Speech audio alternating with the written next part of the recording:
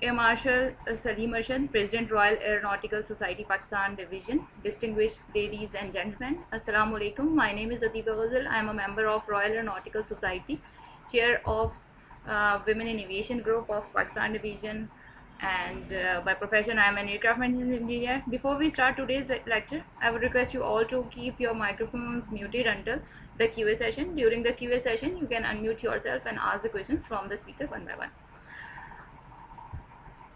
I welcome you all for our monthly lecture titled Aviation Industry of Pakistan, which will be delivered by Mr. Mamoon Rashid. Mr. Mamoon Rashid is an aviation veteran, having a rich hands-on experience of 40 years in various domains of commercial aviation like flight operations, corporate strategy, preparation of corporate business plans, strategy marketing, brand management, corporate communication, sales, contract negotiations, technical support, ground handling, fleet planning and acquisition, aircraft evaluation, customer services, cargo and courier services. He has held executive assignments such as head of marketing, corporate planning, and customer services departments in the National Flag Carrier of Pakistan, PIA. He also established a private airline in Afghanistan from initial documentation till commencement of commercial operation and managing the same as CEO till stabilization in a competitive and low yield environment. In the session, the speaker will briefly discuss the history of aviation with the emphasis on the development and growth of the aviation industry of Pakistan. He will talk about the domestic aviation market, the impact of deregulation, and the regulatory environment. He will also give an overview of the global airline industry. I would now request Dr. Rashid to deliver the lecture. Assalamu alaikum to all participant ladies and gentlemen. I'm grateful to Khurram who provided me with this opportunity to share with you my views based on my humble knowledge of aviation. Aviation is a multi-dimensional, complex industry, quite different from the other businesses of the world. Aviation improves and advances every year. Costs get lower, tickets get cheaper, people travel more, a crisis strikes, and it throws the whole market into turmoil. The COVID-19 caused crisis is not an exception. All traffic and revenue fell substantially. For several months, it seemed as if the airline industry has come to a grinding halt. The year 2020, most of the people say that it should be struck off from the calendar. And I believe it is more true for the aviation industry, as it has played havoc with the aviation industry. Now, talking of aviation, I will walk you through the history of aviation a little bit. Airplanes and jet engines are the most important inventions of our recent times. Wright brothers and their first airplane come into mind. What is not widely known is the first mechanical flight, which is believed to have been achieved by an astronomer, musician, and an engineer, Abbas bin Farnas, in 875 AD, which is like 1100, more than 1100 years ago. Ibn Farnas, a Berber Muslim from southern Spain, designed a wing apparatus from bamboos tied with silken strips covered with eagle feathers. With this rudimentary hang glider, he launched himself from side of a cliff near Cordoba and glided for a considerable period of time, which many witnesses reported to be approximately 10 minutes. Though extremely primitive, his glider is the first documented flight of his kind. It was unfortunate that at the time of landing, he broke both his legs. Continued human fascination with flying finally resulted in manufacturing of heavier than air airplanes, initially powered by propeller, followed by jet engines. During the last decades, aviation developed as a robust and glamorous industry, providing the fastest mode of transportation for passengers and freight. Just to give you a feel of the aviation industry and its business quantum, during 2019, airlines worldwide carried 4.9 billion passengers. That is more than half of the population of the world, generating over 900 billion USD in revenues, supporting 70 million jobs directly and indirectly, and generating about 3 trillion US dollar in economic activities. Over 50 million tons of freight moved by air, which was valued at about 6.4 trillion. Now, about 30 years ago, deregulation of aviation sector started from USA, gave rise to the first crop of airline business model innovation. The net result of this business model experimentation culminated in a formation of low-cost carriers, later known as LCCs.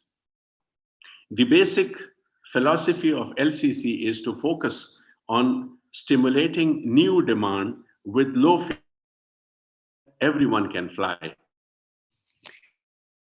LCCs have achieved exceptional growth, especially in the developing economies, with many first-time flights, yet this phenomena was not followed in Pakistan. As a result, air travel in Pakistan has been so expensive that even the middle-class population are unable to afford to fly. The existing so-called low-cost airlines other than PIA have been unable to provide the price and efficiency that have been the basic attributes of LCC around the world. It is actually due to acute dearth of capacity in Pakistan over the last many years, leading to ticket sales at highest prices by all the airlines, including PIA.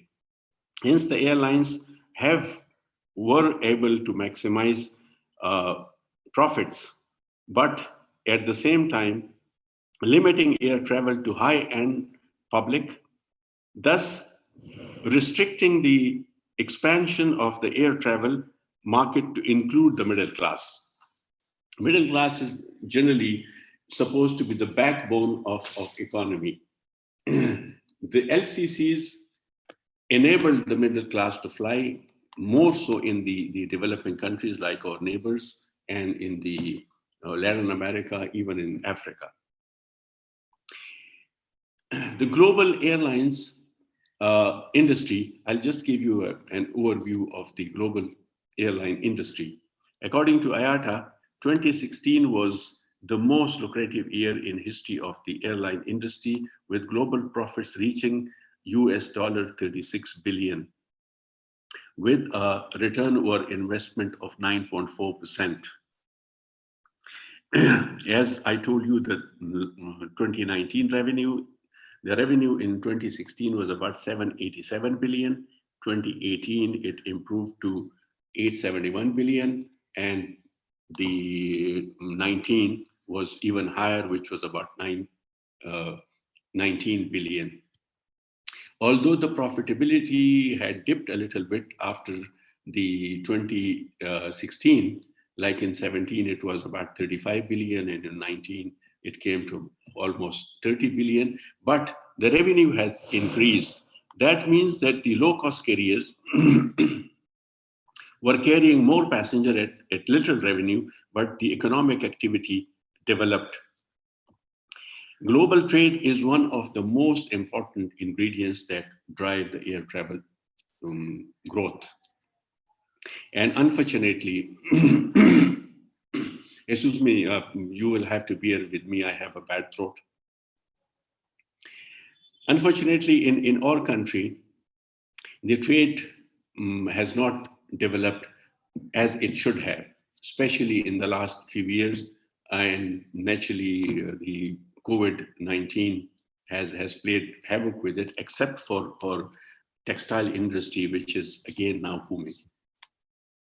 The global airline industry provides air services virtually to every country in the world and has played an integral role in creating the global economy.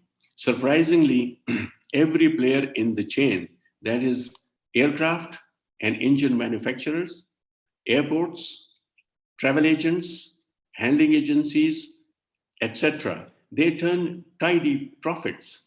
But ironically, the companies that move passengers, the most crucial link in the chain, struggle to break even. This is largely due to the complex nature of the business, affected so to some extent, the business is affected to some extent by significant degree of regulation to minimize consolidation and vulnerability of airlines to external factors like security concerns, wars, infections, diseases, volcanic eruptions, political conflicts, and now the recent one like COVID pandemic. Additionally, the price pressure is also a major factor, as the airline is the only industry where prices fall over the years. Since 1950s, airlines yields, that is average fare paid by passenger per kilometer, have consistently declined. During evolution of the airline industry, its growth was facilitated by major technological developments, such as induction of the jet planes for commercial use in 1950s, followed by emergence of wide-body jumbo jets like 747s in the 70s, and then more recently, introduction of the super jumbos A380s. This phenomena somehow is now reversing. You must have seen, due to the COVID, A380 airplanes most of them have been grounded all over the world. There is probably one airline, Emirates or probably Etihad, they are operating a few. Now, given these realities and unique circumstances, airlines have to focus on ruthless reduction in costs, like outsourcing of non-core activities, cutting the fats but not the muscles, having lean and smart infrastructure besides inducting state-of-the-art technology. In the beginning, airlines were heavily regulated and mostly owned by the governments. Hence, they were not pushed for any profitability. It has only been in the period since economic deregulation of the airlines initiated by the US in 1978 that cost efficiency, operating profitability, and competitive behavior have emerged as a dominant factor encouraged by the airline management. Airline deregulation, or at least liberalization, has now spread far beyond the US to most of the world, affecting both domestic air travel in each country and perhaps more importantly, the continuing evolution of the highly competitive international airlines. In 2019, the airline industry, having more than 25,000 commercial aircraft operating over 100,000 daily flights on about more than 50,000 routes by some 1,400 airlines. It generated, as I told you, more than US $900 billion in revenues and directly employing about 3 million people. The average size of the aircraft, which increased over the years, as I told you before, to 747 and then 380, it is now gradually decreasing, mainly to twin-engine, medium-sized, wide-body like 787 or Boeing 777. On the Airbus side, it is A350s and A330s. And single aisle narrow body aircraft, Boeing 737s and A320s. This is basically due to significant increase in contribution of fuel to cost of flying the planes. As a result, airlines are looking foremost at the fuel efficient aircraft, and they try that the seats are flown more intensely. That means more frequencies and less capacity.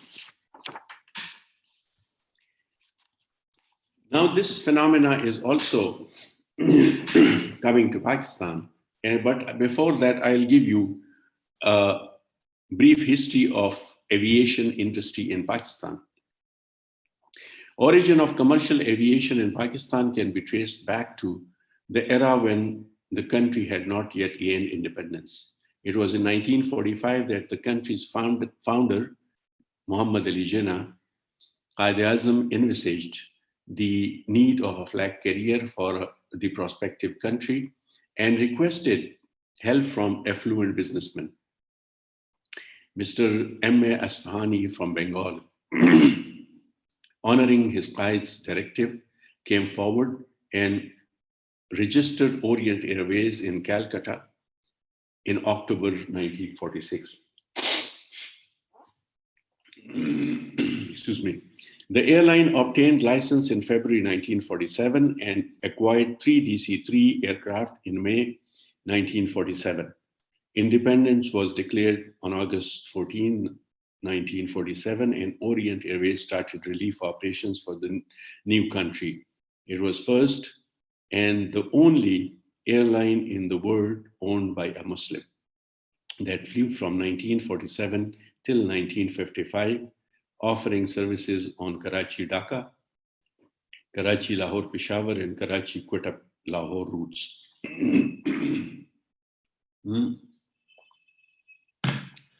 Orient Airways, it was merged and the government proposed airline in 1956, and Pakistan International Airline was born.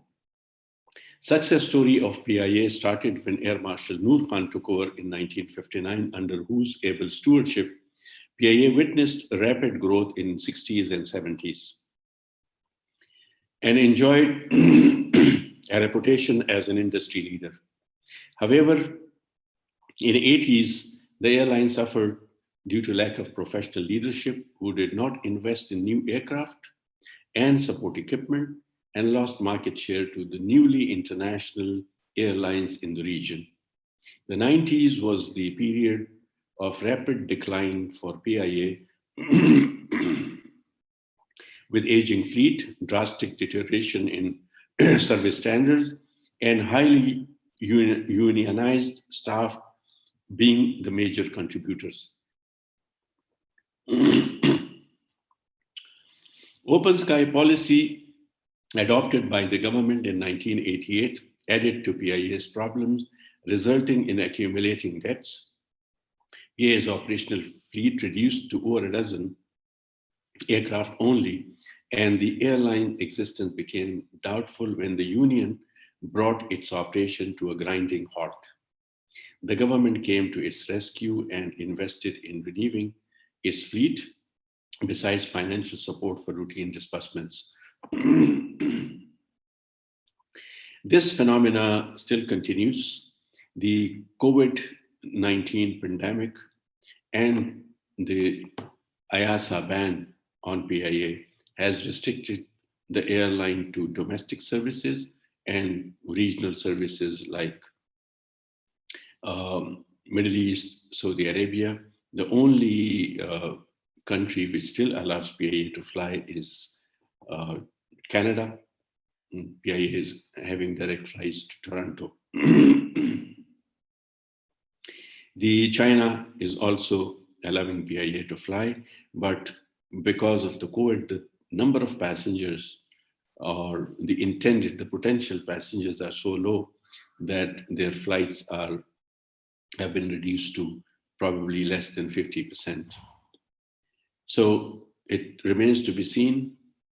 It might take considerable time and endeavor for PIA to regain its lost glory, its market, and its reputation.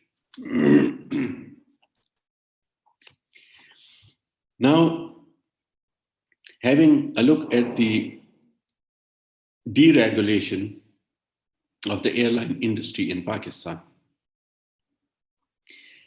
Following the world industry trends, government introduced deregulation of aviation sector in 1993 that gave way to mushroom growth of private airlines. Most of these airlines were established without professional feasibilities and business plans in place before commencing commercial operations. Their strategy was to operate on domestic routes to fulfill the formality to qualify for more lucrative regional international routes after completing 1 year of domestic operation. You all may know that according to the National Aviation Policy, any airline, a newcomer, has to fly for 1 year on the domestic routes before they are allowed to fly to international.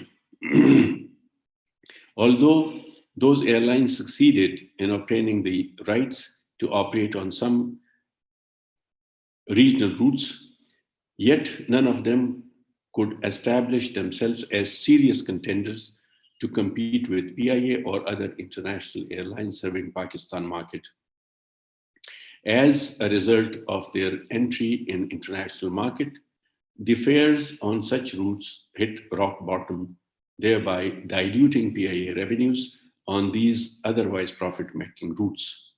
This phenomena also forced the reputed carriers like British Airways, Lufthansa, KLM, Air France, United, Qantas, and many more to discontinue their operation to Pakistan, as they were not willing to compromise on standards while lowering fares to compete with these carriers. You may have noted that the British Airways restarted their flights very recently during the COVID period when PIA was banned to operate to UK. The Virgin Atlantic was the second airline to operate to Pakistan, and this was just to grab the huge market that PIA had in UK, where they were operating to London, Heathrow, Manchester, and Birmingham. I think there were something like 23 or 24 weekly flights, which suddenly came to an end. So the British Airlines are taking advantage of that. This open sky policies had an impact on the Pakistani airlines and the aviation in Pakistan. The liberal skies policy adopted by the government of Pakistan in 1998 resulted in additional pressure on PIA and the private Pakistani airlines. The grant of traffic rights to quality airlines like Emirates, Etihad, Qatar, and more recently then to Fly Dubai and Air Arabia to operate from Pakistan, especially the northern cities, resulted in further drop of PA's profit and the Pakistani airlines decline.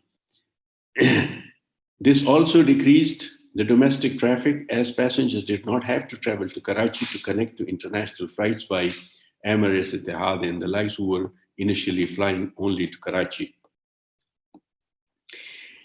Emirates, Etihad, Qatar, etc. were quick to capture the lucrative high-end market, that is the business class, and the long-haul economy passengers due to their high-quality product. LCCs like the Fly Dubai and Air Arabia competed aggressively for the lower and economy class passengers. Resultant price war further diluted the revenue earnings of the Pakistani airlines. Domestic market in Pakistan has been continuously ignored by all airlines in Pakistan, as the total capacity shows either decline or stagnation, and hence the passenger loads also decline.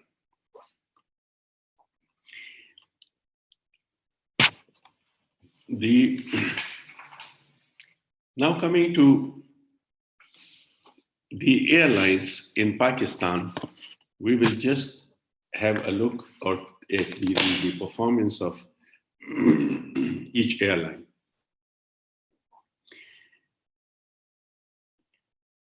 First and the foremost is the national flag carrier, Pakistan International Airlines.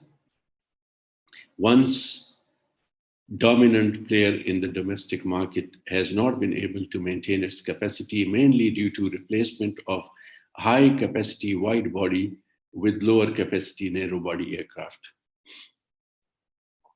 I remember we used to operate 747s and DC-10s to Islamabad and Lahore very frequently. The primary routes are now serviced by relatively new Airbus A320 aircraft, besides some flights operated by Boeing 747, while positioning them at Islamabad or Lahore for operating international flights out of these stations. Now that phenomena also has reduced tremendously because of the COVID. Please bear in mind that most of the aviation that we are talking, as I told you before, that 2019 was the year when the aviation was in boom. So the 2020 phenomena has to be kept in mind while we are discussing aviation.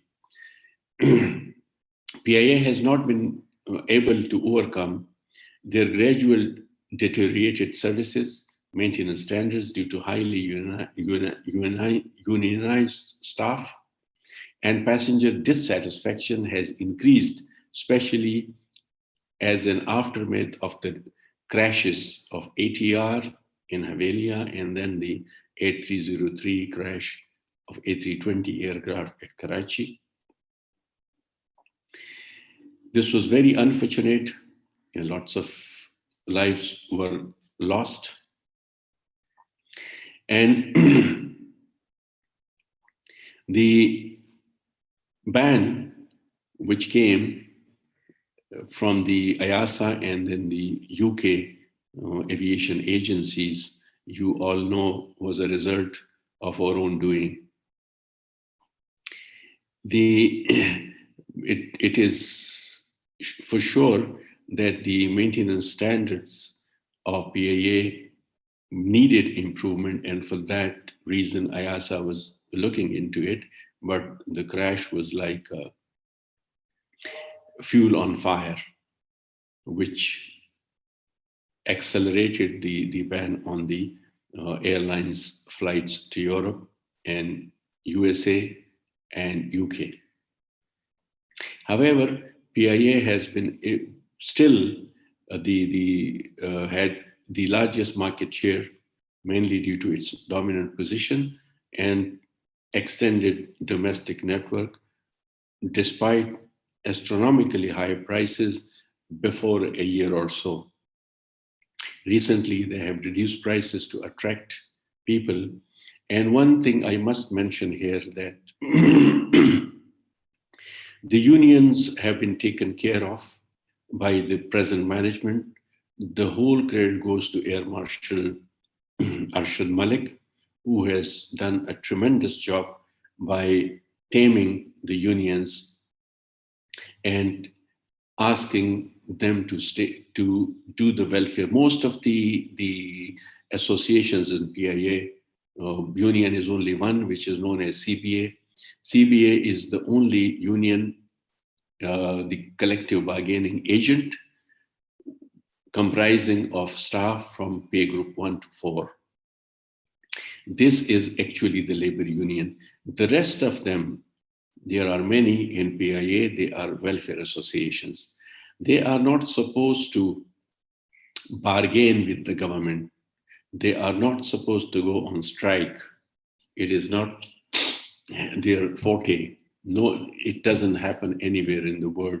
But in PIA, it was probably the weakness of the successive managements that they have entertained, PALPA, then SAP is the Union of Engineers, then the PIASA, which is the union, the association, welfare association of the officers above pay group 5, and then the technologists, and I don't know, the cabin crew association. So all of them actually became bargaining agents, and most of their executives were like exempted from duties, which doesn't happen anywhere in the world. So there was a tremendous chunk of employees whom otherwise were supposed to work in PIA were exempted from duty, and they were, I believe, in hundreds.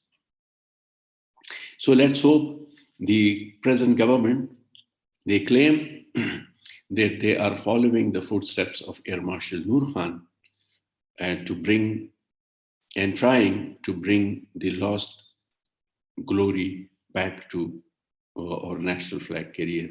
I do wish them well.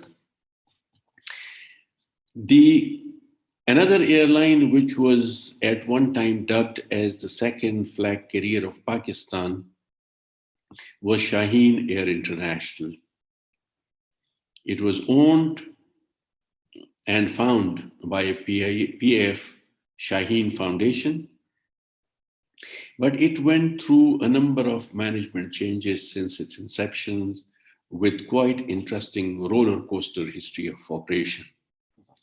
Initially, they started with Russian airplanes like Tu-154 and Yak-42, and then Airbus A300 P4, Boeing 737-100 and 200 were inducted, and then ultimately followed by 737-400, A320s, and A330s.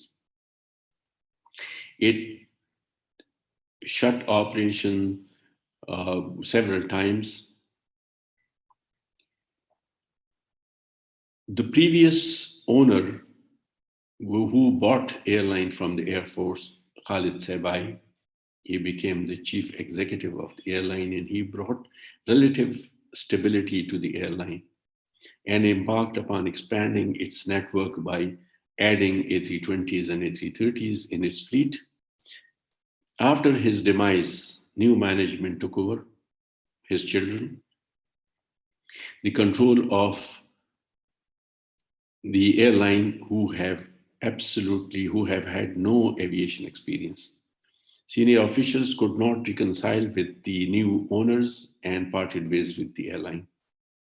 The expansion initially went well, more due to depleting fleet of PIA, providing room to Shaheen to encroach upon PIA's market share, and to some extent to the substantial decline of the fuel prices. The result was significant increase in revenue earnings due to drastic decrease in cost of operation, which prompted the new management to induct more A330 airplanes, apparently without carrying out proper route studies for deployment of these wide-body airplanes. However, PIA then started renewing their fleet and inducted A320s, ATR 72s, and at one time A330s also. 777 they already had. So Shaheen started withdrawing from places like Kuala Lumpur and Manchester, where they could not compete. And finally, the inertia took the airline for some time. It carried it for some time, and ultimately the airline had to close down with liabilities of billions of rupees. And it is not expected for the airline to come back. There were more airlines also, as I mentioned before, who came into being without any professional management or proper feasibility studies. At that time, Civil Aviation Authority was also not equipped with professionals to check the performance or the planned operation of the airlines before granting them licenses. There were airlines like AirAsia and Hajviri and some others who, Boja, they met their demise, natural demise, with the passage of time.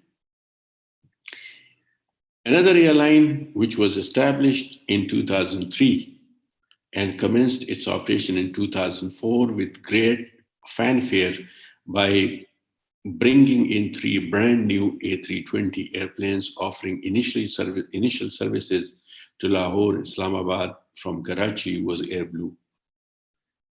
This was for the first time that a new airline came with brand new airplanes. AirBlue came as a breath of fresh air in the stale market and received instant acceptance from the traveling public on the domestic routes. PIA and other 2 carriers at that time was, I believe, AirAsia and Shaheen, having old and aging fleet, faced tough competition as quality conscious passengers shifted to AirBlue. After consolidating its operation on domestic market, AirBlue started its international operations in June 2005 with introduction of service from Karachi to Dubai, followed by flights to other cities in Gulf, Middle East, and Saudi Arabia. The first European destination was Manchester, which they started in 2007 with its A320 aircraft. Now, this is important to note that, marketing strategy and service standards plays a great role. The AirBlue's marketing strategy and service standards were so good that with the single aisle narrow body aircraft and technical landing in Turkey, they were able to capture about 50% market share from PIA, which was operating non-stop flights with a wide body 747 aircraft. However, the unfortunate crash of Airbus A321 in 2010 resulted in loss of about 150 passengers and crew. It was a great setback for the airline in terms of lost reputation and reliability, because besides causing financial and operational problems for the airline. In June 2012, Airbus signed an agreement for acquisition of 1 A320 and 2 A340-300 airplanes to be deployed on existing as well as new destinations. With delivery of A340s in 2012 October, I believe, AirBlue upgraded its operation to Manchester with direct flights, followed by introducing a flight to Birmingham in 2013. Induction of A320 aircraft, considered to be a fuel guzzler, turned out to be a wrong decision that burdened the airline financially. Eventually, AirBlue had to phase out A340s in January 2014, but took them a long time to recover from the aftermath of the decision. They are currently focusing on operation on regional destination with ceremonial presence in domestic market, I believe in 2019 and 2020, and now because of the pandemic, their operation has also been restricted to quite an extent. Another airline which came in was Serene Air. It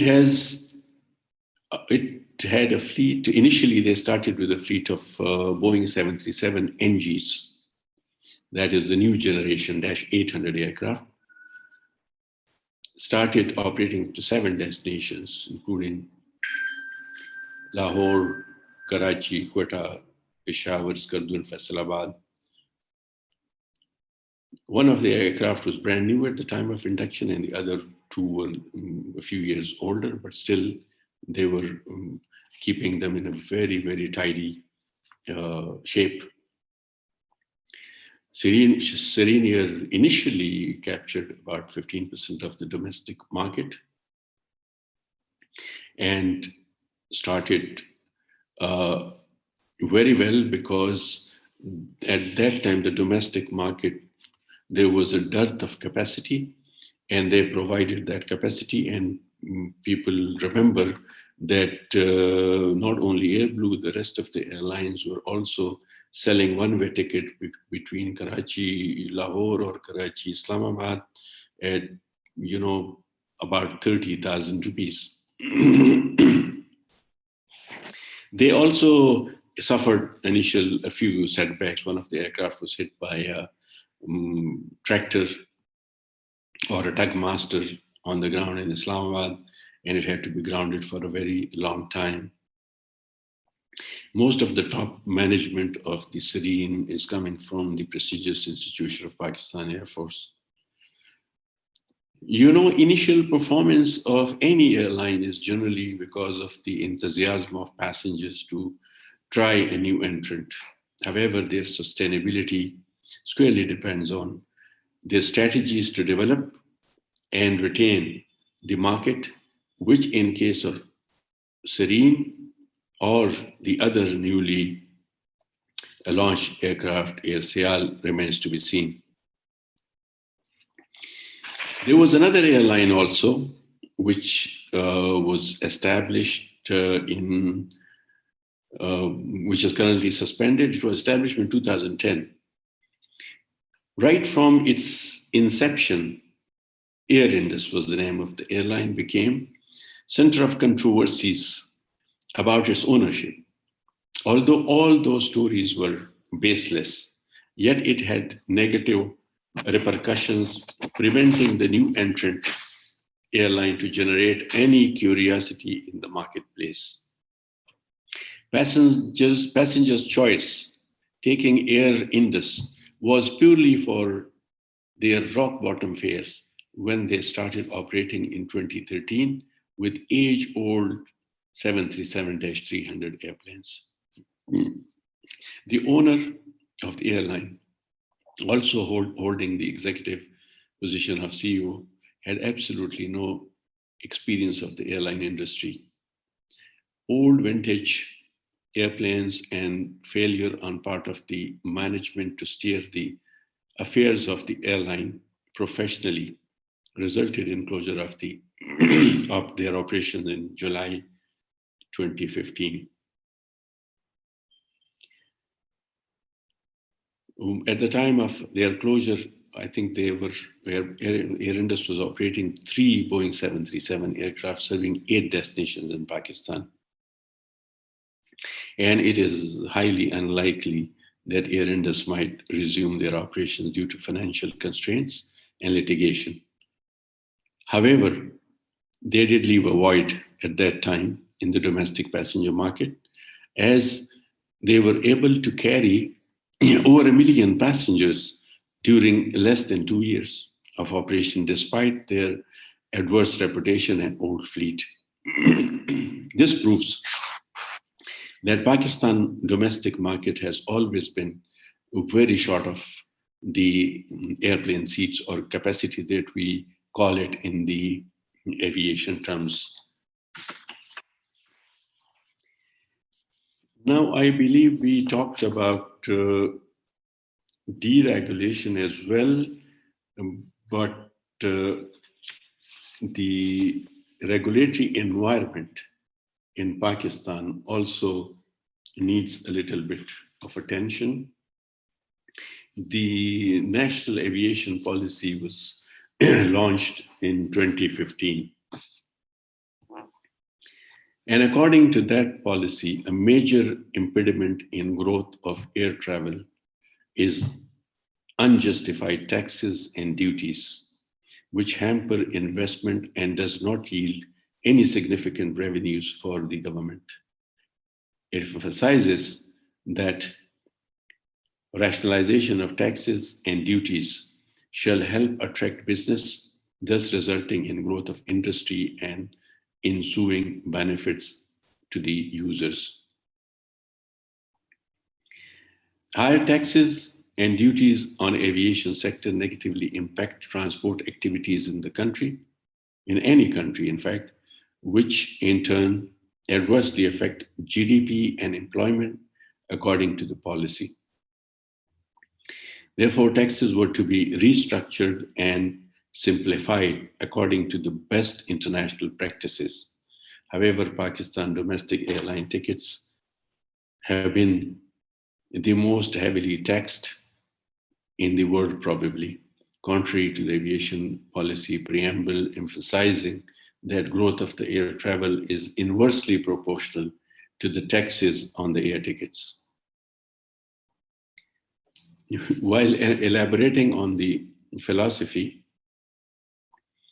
examples have been given in the National Aviation Policy of 2015 of countries where air travel has declined due to heavy taxes on tickets, while reduction in taxes on air tickets, fuel supplies, and hardware have helped flourish air travel and created new jobs in the aviation sector. The National Aviation Policy also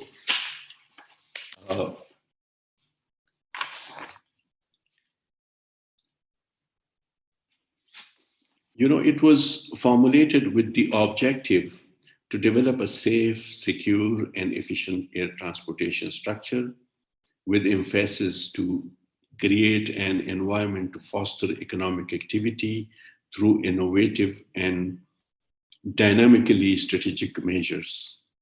In the process, Pakistan Civil Aviation has also recategorized the domestic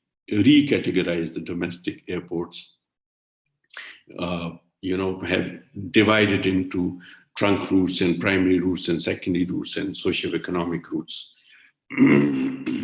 But whatever the policy claimed back in 2015, nothing happened. The taxes have rather increased than being decreased. An analysis of sector like Islamabad, Karachi, this is during the pre-COVID era, when the ticket fare used to start from about 8,000, the lowest, and 18,000, the highest. But the number of taxes like embarkation fee and excise duty and security surcharge and government airport tax and advance tax, and this amounts to about 3,600, over 3,600. So what happens is that the taxes, when you add at the lower fare to the total fare, because for the passenger, it is out of pocket money which matters. He doesn't care how much is the tax and how much is the fare. So that amounts to about 45%, over 45%. Like at the lowest fare in one sector, the fare amounts to 4,400, taxes are 3,700. At the higher fare, it reduces because the taxes are all constant. It doesn't, they are not in percentage, they are a constant figure. So like at a 14,000 fare, the taxes would be again about 4,000. So that means about 21%. Still, it is very, very, very high. If we compare these high taxes in Pakistan, our neighbor, mostly we make comparison everything with India. They rationalize their taxes, and the aviation industry was, they gave way to an astronomical growth of 23% in the air travel on the domestic market. This was, I believe, the figures of 2016 or 17. So, although now Pakistan government has promulgated another aviation policy in 2019, where lots of incentives have been given. They've introduced different licenses also. Let me tell you one more thing. Like launching an airline, the paid up capital in 2015 used to be, according to that policy, it had to be 500 million rupees. And in 2019, it was reduced to 300 million rupees, but that is like the paid up capital.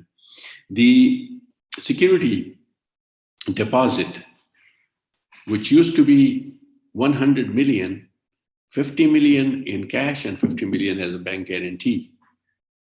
But now it is 100 million in cash. Many airlines like Afif Zara and Liberty, and their licenses were approved, but they did not want to deposit that amount because it used to be forfeited if you could not obtain air operator certificate within 1 year. Now, with 1 year is a very short time for that obtaining an air operator certificate. Luckily, in 2019 policy, the time period has been reduced to, it has been increased to 2 years now. But the deposit is now 100 million in cash. Recently, they have now given licenses, approved the licenses. Civil Aviation has approved licenses of 2 upcoming airlines. One is Fly Jannah, and the other is Q Airways. Air Sial, as you know, has already started their flights. The minimum aircraft required for a RPTL license, which is the regular public transport license, is 3 aircraft minimum for domestic operation only. While going to international operation, 2 airplanes have to be added. Now, these are a bit stringent conditions. They have yet introduced another license, which is known as Tpri license. This is Tourism Promotion and Regional Integration License. This is for the socio-economic routes. Now, until now, no airline has come up, but that is there. They have waived off all the navigation charges and the airport housing and parking charges for such aircraft. But there are some restrictions, like aircraft has to be less than 40-seater, and you can operate only to the socio-economic routes from one hub. For example, if the hub is Islamabad, the airline can operate to Skardu, Chitral, and Gilgit, which are 3 airports at this moment operating, available.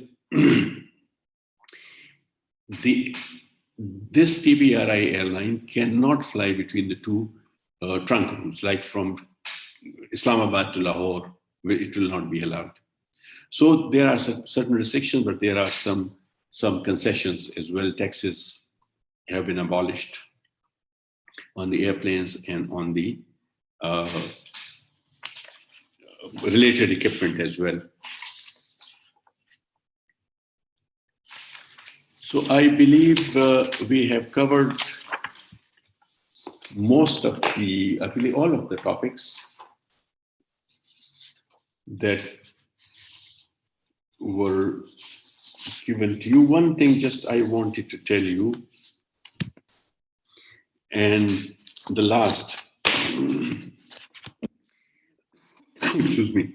At this moment, the total fleet of all the airlines together is something like 42 or 43. 220 million inhabitants in Pakistan. World population is about 7.8 billion. And as I told you, 4.6 billion passengers have flown in 2019. This comes out to be 60% of the world population who have flown in 1 year. In Pakistan in 2019, this was the number of passengers flown were about 18 million. So if you calculate a ratio, population versus the flying, it is less than 2%. So you can imagine that we have a tremendous potential for the air services. Although the COVID-19 has played havoc with the airline industry and mostly to the other industries as well. According to IATA, it will take at least 2 years more. By end of 2023, the air traffic worldwide will come to the same position as of 2019. I believe my lecture is done, and if there are any questions, I will be pleased to answer. And one thing I must tell you that I have an answer for every question. You don't get excited. The best answer to a question which you don't know is I don't know. And if I don't know, I'll tell you so, but I will find out for you. Thank you very much. Thank you so much, sir, for a very wonderful session. I would like to ask all of you to please unmute one by one and ask question to sir. So, there was a video also. I'm sorry, I didn't know that.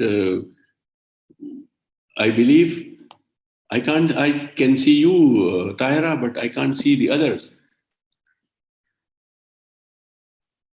Adiba. Sir Adiba. Okay. Sir, actually, Okay, we usually stop our video so that the server can be easily handled.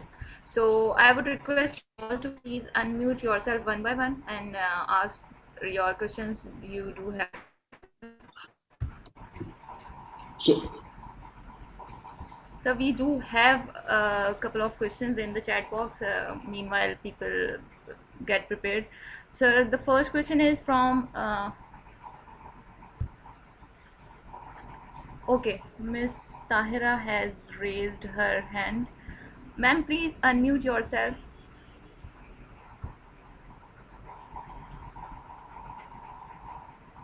Assalamu alaikum, sir. It was indeed a productive and informative session for me.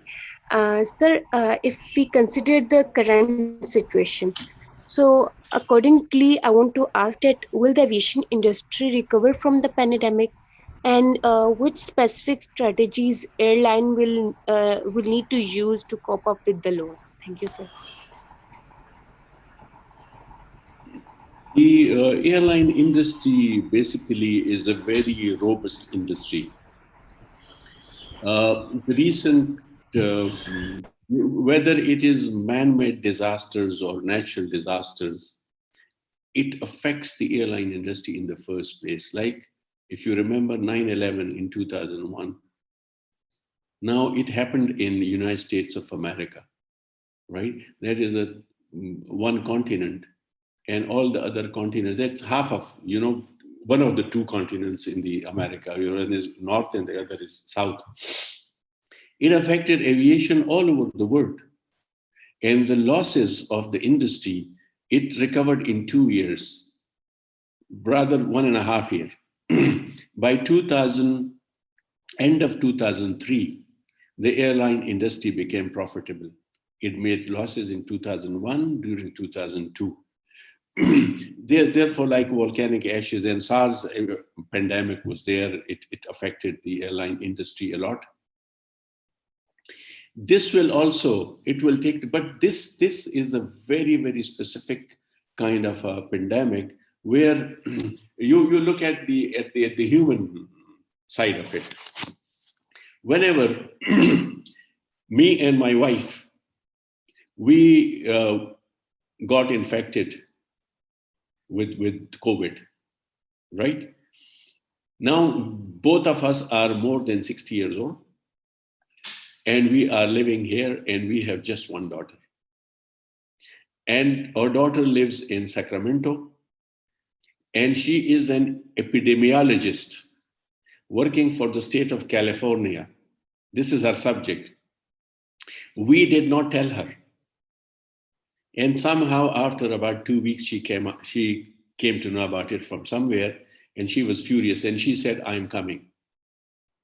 And we said, "No, you cannot." Right? Because we were worried for her. She said, "Look, if I don't take care of my parents, then who will?"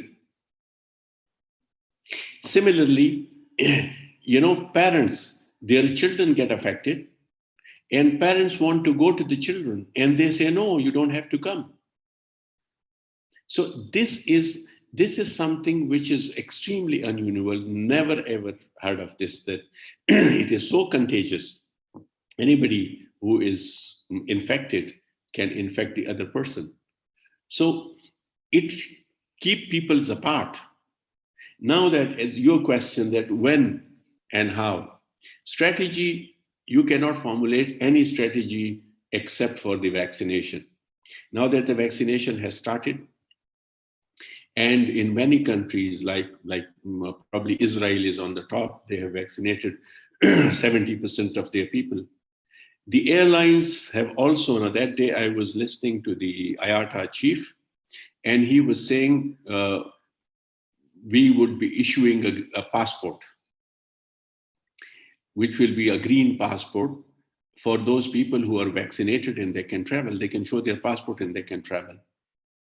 But now it will depend that how long is it going to take for the vaccination to take place of the, substantial number of people who starts flying again.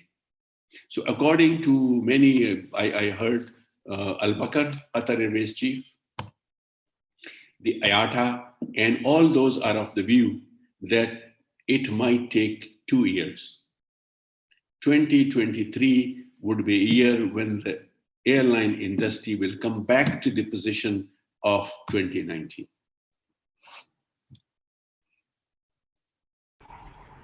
Thank you so much, sir, for a wonderful response. Sir, we do have a couple of questions in the chat box. One question is from Mr. Vishnuji Singh, and he's asking, what is the current situation of taxation for aviation industry airlines in Pakistan? Taxation is very important for Pakistan Airlines, especially since they are competing with overseas operators, both domestic and international sectors. This is key for them compete with international operators. Sir, this is his question. Would you like to please answer it? I will give you taxation. As I told you, taxation in Pakistan is very high. Yes. Highest in the region. All the countries around us, their taxation is much lower than Pakistan. And I will give you just one episode. I'll tell you. I was country manager of PIA in Germany, looking after Austria, Switzerland, Cyprus, Greece. This was my territory. I was based in Frankfurt, and there were 124 airlines operating to Frankfurt. Their economy was in a bad shape. This I'm talking of 2003. So the government came up with a tax to be imposed on flights within the country, right? The navigation charge, generally the overflight. Overflight is charged only when you are overflying any country. Any airline which is overflying any country, they have to pay for it. But inside the country, there is no charge. Once you reach the border of the country, there is the charge is between Pakistan border. If you are flying, there is no charge. So, and the impact they calculated was 600 billion euros. Every country has a bar. They call it bar. Bar is Board of Airline Representatives. So all the country managers are member of the bar. So they called a meeting of the bar and they said, let's formulate a strategy. So we called the Minister of Finance to listen to us. So before that, in the meeting, they said that, everybody cannot talk. So there has to be a few people, a few questions. And they should have a question which is like very convincing, a question or an observation. So I told them that I have one observation. Before coming to marketing, I was working for Flight Operations Department. And the Iran increased their overflight charge by 600%. Now, all the airlines coming from east to west, they overfly Iran. East to west or west to east, right? Maximum flights were PIA. And we were in trouble. I spoke to the IATA country manager, his name was Gary, and I told Gary, let's make another route. And we had just one option, used or Wakhan corridor. Wakhan corridor is towards the north. But our problem was that in Islamabad, the aircraft has to fly in circles, go to 2,700 feet, and then overfly Afghanistan, because Afghanistan was in war those days. So 27,000 feet while overflying Afghanistan. Yes, we can have routes, but it has to go through Afghanistan. So how would you do? Nobody goes. Why this Karakoram terrain? Nobody wants to overfly this, because when you have an engine failure, you have a problem. So we created two routes, which were going through the whole length of Afghanistan. And Afghanistan had one rule. It was not by kilometer. It was $400 for the whole Afghanistan. We were crossing Wakhan corridor, which is 16 miles. It was $400. And if you fly the whole length, which was about 1,500 miles, $400. Anyway, we created that route, but we had to get permission from the Afghanistan. Their minister, Mullah Mansoor, who was now, was killed a few years ago in Balochistan, he was the minister. I called him, and he was so nice. And when he came to know that I speak Pashto, so he became a friend. And he said, no problem. And he allowed us. And we created that route. And then I called him and I said, look, this is only for PIA, so why don't you allow it to everybody else? The rest of the airlines will overfly Afghanistan, you will generate a lot of money. And he agreed to that also. And then one day he calls me and he said, you have tricked me, because there are sanctions on Afghanistan, so we cannot get that money. I had spoken to Gary that let's update their airport. There was no ground equipment on the airports. So IATA then, out of that money, they could not pay directly, so they paid things. All the airlines diverted from Iran. This was the example I gave to them. That if you want, I said, look, we used to operate 23 flights to Frankfurt. Now we are operating only 3. And it is just because of your higher cost of the airport. So what you do is you have to work in a way that you do not increase the taxes or the charges to an extent that you shun people away. And that is what you have done once. You are doing it now again. So what we'll do is then we will probably stop flying to Frankfurt. Europe is such that, when you are driving, in 2 hours you are in another country. And since there are no borders, you don't even know that it is France or it is Luxembourg or it is Switzerland. And he said that, look, this is the decision which the assembly, their parliament, has to take. But anyway, I will, and there are a few other members also, they had some observation. He went back and then he sent us a message, congratulations, the parliament has ruled that we are not going to impose that tax because it is not in the larger interest of the country. This is also one reason that, look, as I told you, on a fare of 4,400, you are paying 3,700 as tax. So the total price of the ticket becomes 8,000 or so. Passenger is concerned about the money out of his pocket. He's not concerned how much are you paying in taxes. Now what happens is that in Pakistan, if you increase the air travel by only 10%, 2% of people are flying, you make it 10%. So that 8% additional people, if you reduce the taxes to probably maybe 1,000 rupees, you will generate more money. That is, in the economics, they call it economy of scales.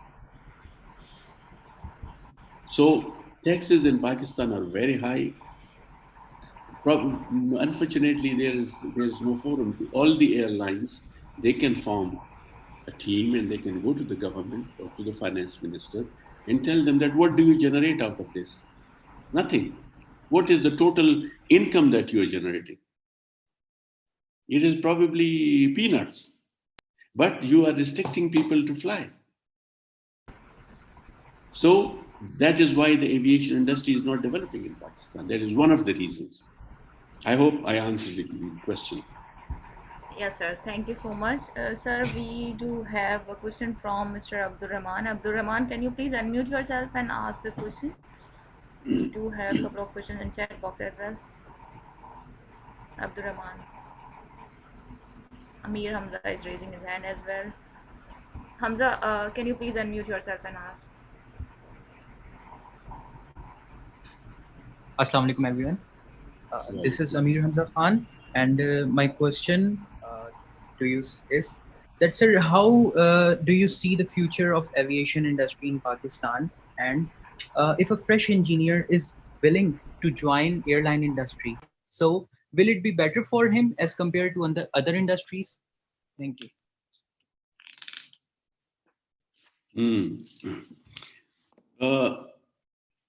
Engineering, any of my nephews and nieces and relatives and children of friends also, when they ask me that should we opt for engineering, so my answer is that it is better not to. And the reason is that in Pakistan there is no manufacturing.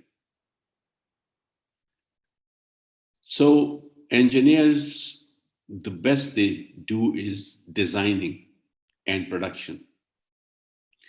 Here at the most we have maintenance. Now in aviation industry you have maintenance. And maintenance is according to a manual which is given by the manufacturer. And then another thing which you must be knowing, or if you don't, you should know, that in an airline, a professional engineer having a degree in engineering, aeronautical or mechanical or electrical, has absolutely no value. You have to, people who just become technicians after certain years of service, they apply to Civil Aviation Authority. There are certain papers and vivas, they go through. Their qualification could be metric or FA, doesn't matter. And when he qualifies that exam, from a mechanic or electrician, he becomes an engineer, AME, aircraft maintenance engineer. Only he can work on the aircraft. You, despite you having a PhD in aeronautics, excuse me, cannot touch an airplane unless you have that license. So a person after matric or FA, I don't know if they have changed it recently. So very few, when we were working, very few of our colleagues. And we worked this with Pakistan Engineering Council, a friend of mine who then, he left PIA and he went to Emirates and then to Boeing company. He just retired as a director in Boeing. His name is KM Ali. Those days, Shahnawaz was the president of the Pakistan Engineering Council. And we tried our level best to tell them that, look, these people cannot call themselves engineers according to the PEC Act. And this is a parliament, act of parliament, that anybody who doesn't have a professional engineering degree cannot call himself an engineer, just like you have to have a PMDC certificate to call yourself doctor and start practice, right? But we couldn't do anything. So it's your choice. The engineer did came to PIA in the maintenance departments, and they worked there. I joined in the flight operations department as operations engineer. Our job was to provide technical assistance to the cockpit crew. Those days, flight engineers and pilots. Now there are no flight engineers, only pilots. And we used to conduct the test flights. We used to weigh the airplanes and, all those. We used to have liaison with the Airbus industry, Fokker company, and McDonnell Douglas those days, Boeing. we did tremendous courses from all those companies. We used to teach performance of airplane to the pilots, right? But the section that we were working for, the maximum elevation was to a deputy general manager. That was it. Because all the general manager were like chief pilots, had to be a pilot. Director of that department was a pilot also. I had to shift.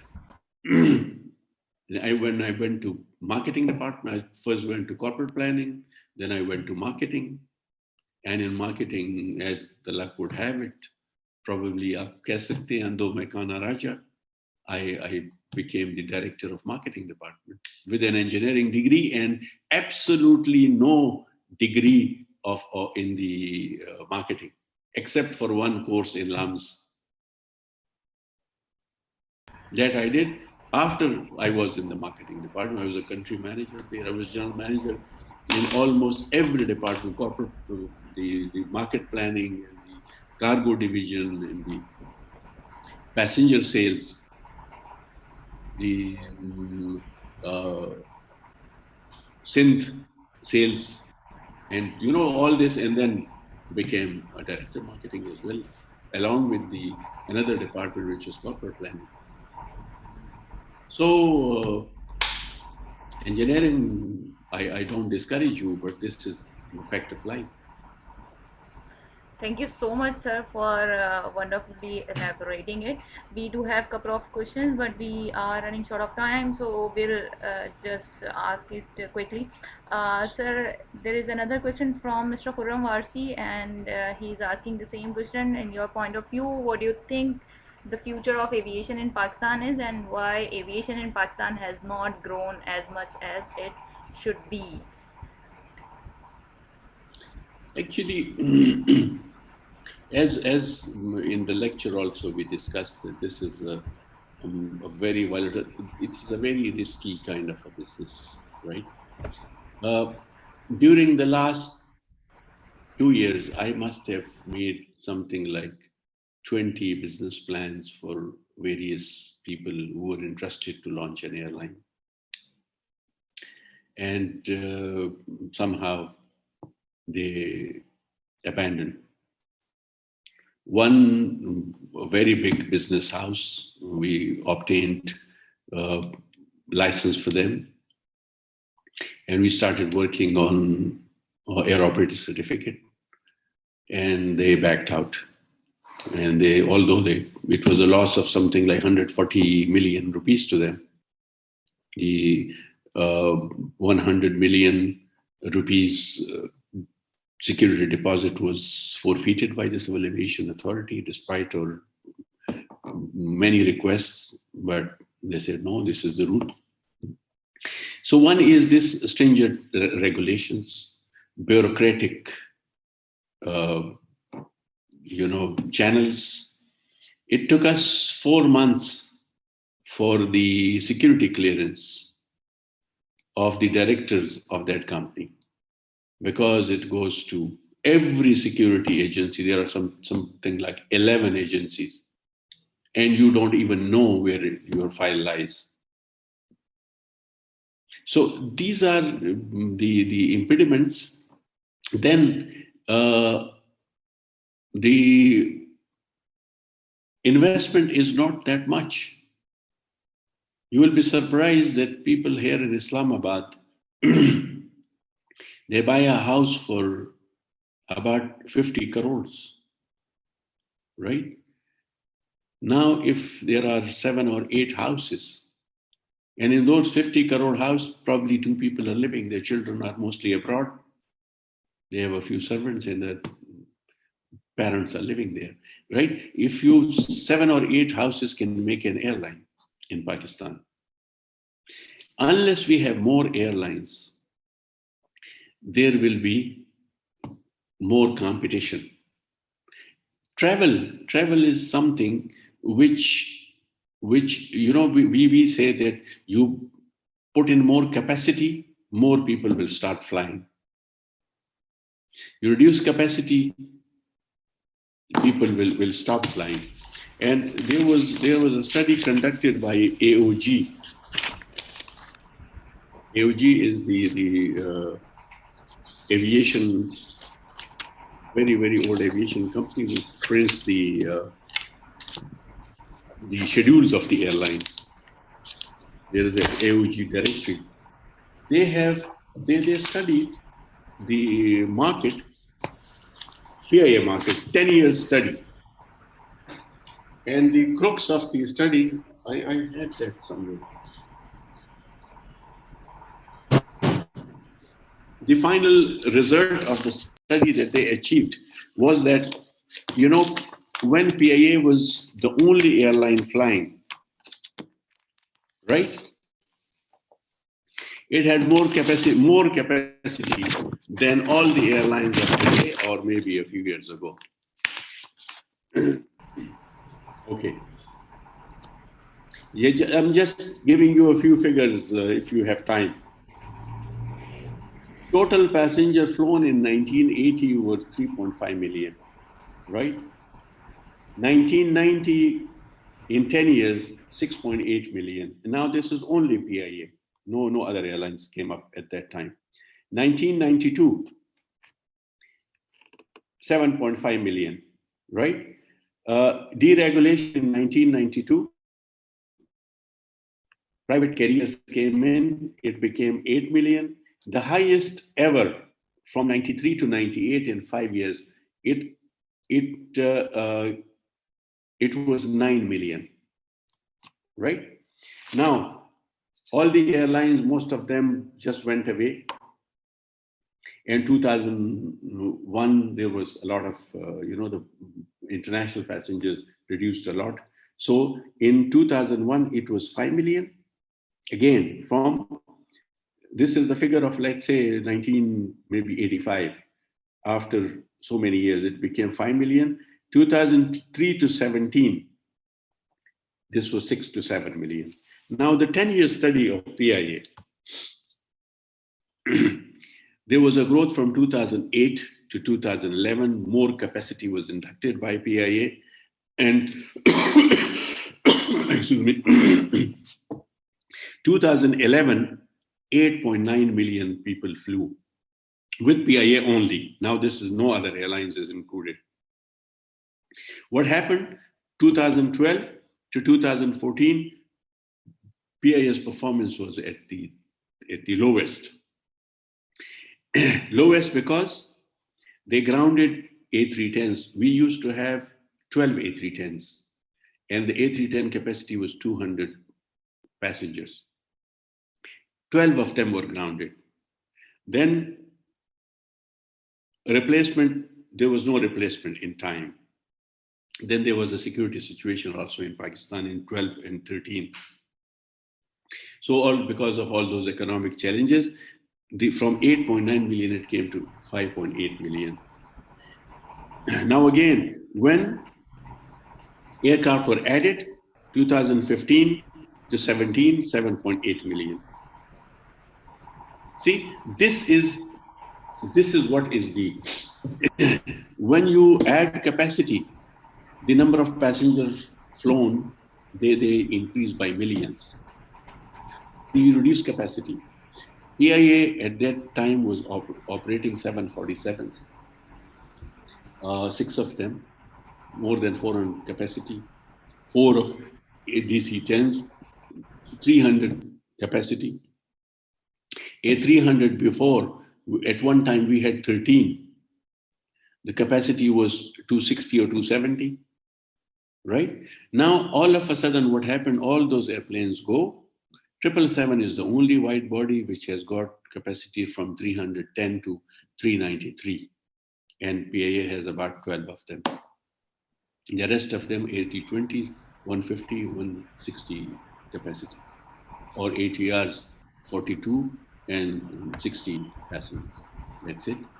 The other airlines also have a narrow body airplane. So since there is no capacity, so there is no, and then they were charging at one time, there was somebody told me he paid 32,000 rupees on one-way ticket from Lahore to Karachi. They were exploiting people. So, the airlines are happy because they don't have to do any kind of marketing. They're sitting and people are coming and flying. This is, the COVID situation is different. This is, in COVID, people are not flying because of the health reasons. It has nothing to do with people have abandoned everything. Businesses are closed, restaurants are closed, and so many other things are closed. So that is a different situation.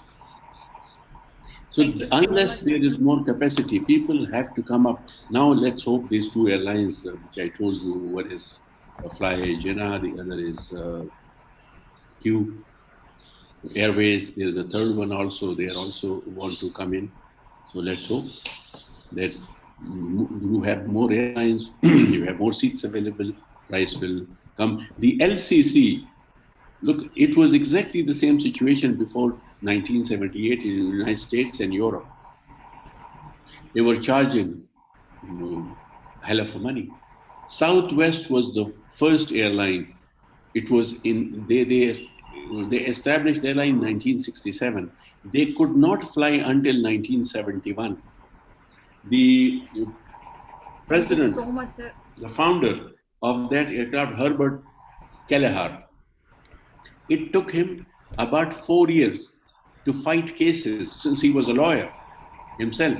He was the chief executive.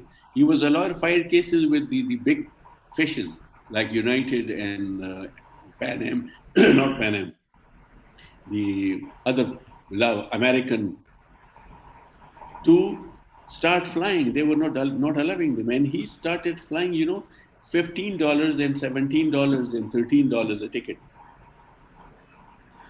And that is how now. Thank you so much, sir. Thank you so much, sir, for elaborating it very well.